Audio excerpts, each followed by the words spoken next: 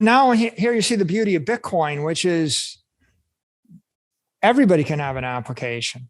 So the question is, which exchange is going to embrace Bitcoin most effectively? Which mobile app is going to embrace Bitcoin most effectively? Which commercial bank will embrace Bitcoin most effectively? Which corporation will embrace Bitcoin most effectively? Which government, like any government municipality could issue $1 billion of municipal bonds at 2% interest. They could buy $1 billion of Bitcoin that has 100% yield. They could scrape the arbitrage and they could generate $1 billion a year, right? Mm-hmm. In appreciation. You play the game right, in theory, you could just issue a bunch of debt, buy the Bitcoin, eliminate taxes forever. Now, you're like, well, that sounds too good to be true. Well, everybody can't do it. If you're last, it doesn't work that well. Right. It works if, for example, Mark Zuckerberg was first to own Facebook stock, so he's rich forever. Yeah.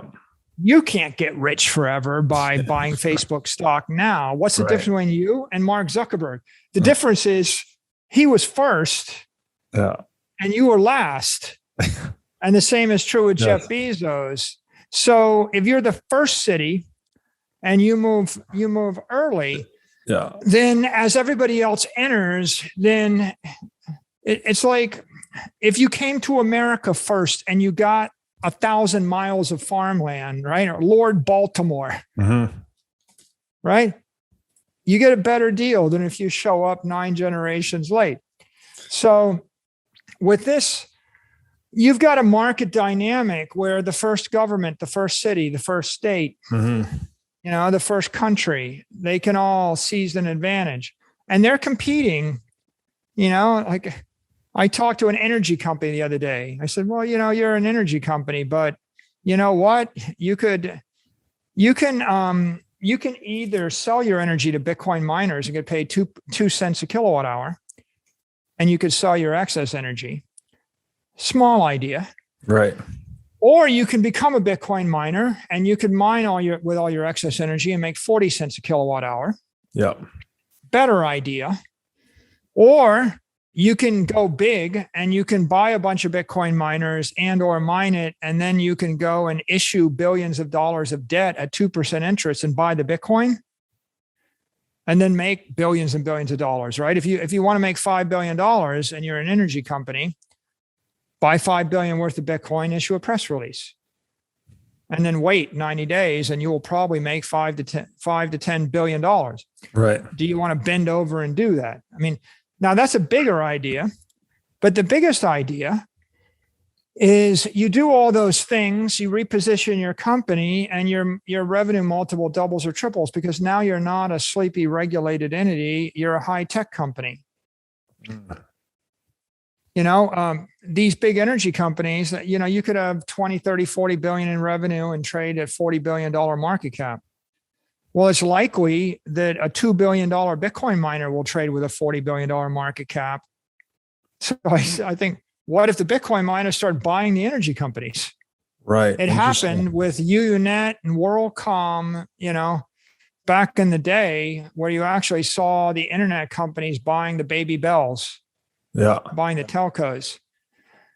And, and maybe they don't, but the bigger idea is the utility companies are in competition with the tech companies, and they're in competition with the financiers and the hedge funds and the traders and the governments. Bitcoin doesn't care. Right. And at every level, there's this game theoretic incentive to move first, benefit disproportionate to later adopters, because to your point, wealth is hierarchical, right? If you're there first and you're right, you're going to benefit the most. This is true in Bitcoin as well. If you're early to Bitcoin, you benefit more than later adopters. And this is also, I think, the problem with fiat in a way is that the central bank has kind of arrogated itself to always be first, right? It always gets to allocate itself new shares of currency. So it's kind of hijacked the hierarchy of wealth, if you will, in fiat. Yeah, in Bitcoin, the courageous with clarity, a vision, get to make themselves first. It's private market and money. Yeah. And with fiat, it's those that are politically connected stay first. Right. Exactly. Right. So it's public money. Yeah. And so it's worthwhile to say, you know, all of those organizations are competing, but we have other types of derivatives that are very interesting, or other applications of Bitcoin. Like, let's take insurance. If you're an insurance company, then every insurance policy you issue or annuity that you sell based on Bitcoin becomes a Bitcoin derivative. So if I want to sell you life insurance policy that pays off $1 million when you die, and I'm going to charge you X premium, right? I got to charge you enough premiums and invest them to pay off the $1 million. So if I charge you those premiums and I invest them at 2% yield or 3% yield, it's kind of hard to pay off the $1 million. I have to charge you a high premium. Whereas if I charge you premiums and invest them in Bitcoin, I can lower the premium, or I can raise the payout, or I can make the payout variable. So now you've got an insurance company that's created a differentiated insurance product, and you can either do it explicitly. You can do it explicitly by offering the policy backed by Bitcoin, or you can do it implicitly on your balance sheet. You could just take $50 billion of your balance sheet that are your collected annuities or premiums, and you could buy Bitcoin with it and use it collectively to back all your policies at the corporate level. And of course, insurance companies have long durations. They have to look out 30, 40 years. They're in business forever. They have huge balance sheets, and their traditional funding vehicle is bonds, and bonds are broken. And so you need a better type of annuity generating asset, or a better appreciating asset. And that's where Bitcoin comes in. And that's where investment firms come in. I mean, my next application, you got an investment firm and you sell mutual funds, or you sell investment funds and people invest with you.